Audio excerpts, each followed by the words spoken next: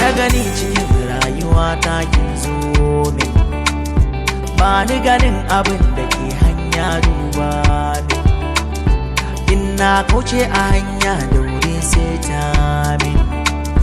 kin dauke zuciya ta ba mai kwato min,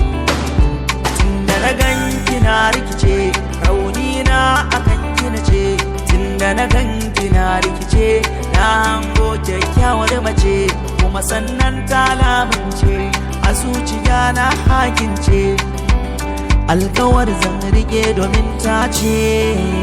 min saurayina banda abin tunani a raina kamar ka, zamanina